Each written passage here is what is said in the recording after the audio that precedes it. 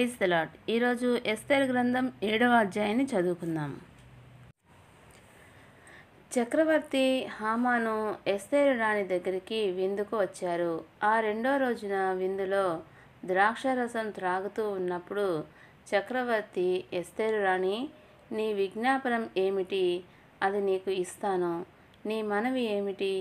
రాజ్యంలో సగం వరకు నీకు ఇస్తాను అని ఎస్తేరుతో చెప్పాడు. అప్పుడు ఎస్తేరు రాణి ఇలా జవాబిచ్చింది: చక్రవర్తి, నేను మీ దయకు పాత్రురాలినని మీరు అనుకుంటే చక్రవర్తికి ఇష్టమైతే నా ప్రాణాన్ని దక్కించండి. నా విజ్ఞాపనం అదే. నా ప్రజలను రక్షించండి. నా మనవి అదే.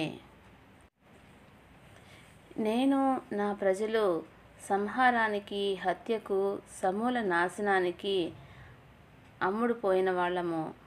మేము దాసదాసీలుగా అమ్మబడినా నేను మౌనం వహించి ఉండేదానినే. ఆ బాధ కారణంగా చక్రవర్తిని శ్రమ పెట్టడం తగదు కదా. అందుకు అహష్వేరోషు చక్రవర్తి, ఆ విధంగా చేయడానికి తెగించిన వాడెవడు? వాడేడి అని ఎస్తేరు రాణిని అడిగాడు. ఎస్తేరు, మా శత్రువు, మా పగవాడు ఈ దుర్మార్గుడైన హామాను అని చెప్పింది.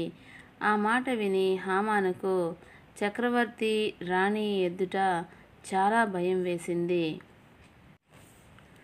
చక్రవర్తి కోపంతో మండిపడి ద్రాక్షరసం త్రాగటం మాని భవనం తోటకు వెళ్ళాడు. చక్రవర్తి వల్ల తనకు హాని తప్పదని గ్రహించి హామాను ఎస్తేరు రాణి ఎదుట తన ప్రాణం కోసం విన్నవించుకోవడానికి ఉండిపోయాడు. భవనం తోట నుంచి విందుశాలకు చక్రవర్తి తిరిగి రావడంతోనే ఎస్తేరు కూర్చుని ఉన్న తల్పం మీద హామాను పడుతూ ఉన్నాడు. అది చూసి చక్రవర్తి, నేను ఇంట్లో ఉండగానే వీడు రాణిని బలవంతం చేస్తాడా అని చెప్పాడు.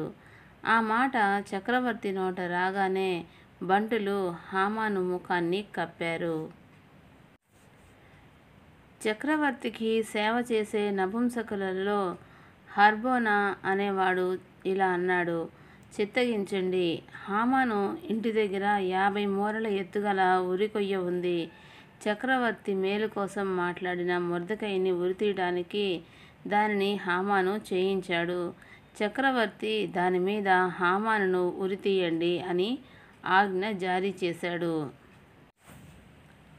హామాను మొర్దెకైని ఉరితీయటానికి సిద్ధం చేసిన ఉరికొయ్య మీద వాళ్ళు హామానునే ఉరితీశారు. అప్పుడు చక్రవర్తికి కోపాగ్ని చల్లారింది. దేవుడి పరిశుద్ధ వాక్యమును దీవించునుగాక. ఆమెన్.